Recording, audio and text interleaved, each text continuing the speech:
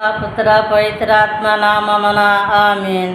జేసునాథుని తిరుహృదయ పూజిత మాసము జూన్ నెల 14వ తేదీ.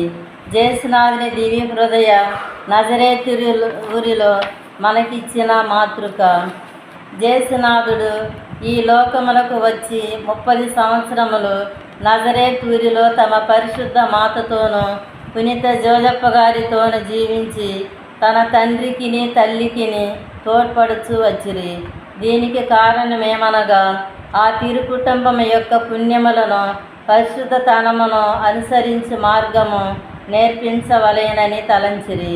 మనము ప్రతిదినము మనలను చేయవలసిన విధమును దివ్య జేసు నజరేతూరిలో తమ దివ్య మాతృత్వం వలన మనకు నేర్పిరి. అనుదినము చేయు సాధారణ పనులను ఉత్తమముగా చేయుటలో పునీతత్వము అణిగి ఉన్నది. కాబట్టి మన జీవితమును వాక్కు క్రియలను ఎంత ఉత్తమముగా నుండవలెనగా జేసునాథుని దివ్య హృదయము ఎలాగూ జపము చేసినదో ఎలాగూ పని చేసినదో అలాగే మనమును చేసి వారు నజరేతులో జీవించిన జీవముని మనము జీవించవలెను. తిరుహృదయ ప్రియులు నజరేతూరి జేసును వెంబడించి నడవవలెను. వారు ఏమి చేసినను తమ సొంత మహిమను మనుషుల పొగడింపును వెదకక సర్వేశ్వరుని మహిమ స్తోత్రమును ఆత్మరక్షణమును మాత్రము వెదికిరి. దివ్య రక్షకుడు లెక్కలేని సమయములో ఖండించిన పరజయుల వలె చేయుట మనకు తగదు. తాము అధిక దేవశక్తి కలవారని ఇతరులు పొగడినట్లు నడి బజారులో నిలుచుకొని జపము చేసిరి. అద్భుతము. జేసునాథుని దివ్య హృదయము పునీత మార్గరీత మరియమ్మ గారి కృపకు తగిన వాగ్దత్తములలో మన తిరుహృదయ పటపైనను స్వరూపపైనను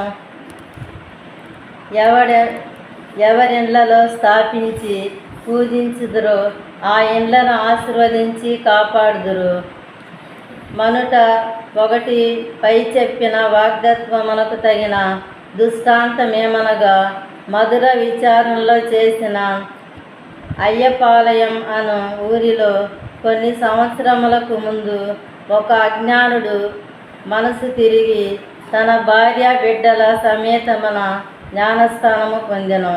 ఈ క్రొత్త క్రైస్తవుడు తాను చేకొనిన ఈ నూతన వేదమునందు గట్టి విశ్వాసము కలిగి తిరుసభ కట్టడల అనుసరించుట యందు మహాప్రయాణికుడిగా నుండెను. ఒకనాడు విచారణ స్వాముల వారు అతని ఒక అలంకరమైన జేసు తిరుహృదయ పటమునిచ్చి నీ ఇంటిలో ఈ పటమును స్థాపించి దాని ఎదుట ప్రతిదినము కొన్ని జపములను చెప్పుకొను మనం అని చెప్పాను. జేసునాథుడు దివ్య హృదయము ఆశీర్వాదము నీ కుటుంబం మీద నిరంతరము నిలిచి ఉండనని చెప్పిరి. గురువు చెప్పిన ఈ సద్వృత్తి ప్రకారము ఆ క్రొత్త క్రైస్తవుడు చేయుచుండెను. ప్రతి దినమును తన కుటుంబముతో సమీపములోనున్న ఒక తోటకు పోయి పని చేయుచు వచ్చుచుండును. ఒకనాడు అచ్చట వాడు పని చేయుచుండినప్పుడు తన గ్రామములో నిప్పంటుకొని ఇండ్లన్నీ కాలిపోయినవి.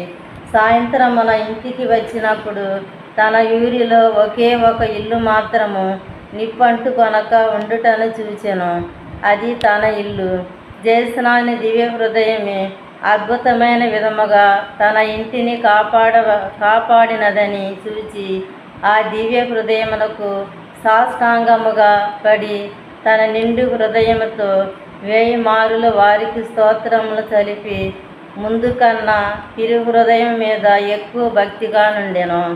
ఈ లోకము నిప్పు కన్నా మిగిల భయంకర నిత్య పథకాన్ని నుండి జేసునాథుని దివ్య హృదయము మనలను కాపాడినట్లు బతిమాలి ప్రార్థించుదుముగాక. పునీత మార్గరీత మరియమ్మ గారి సుకృత వాక్యము.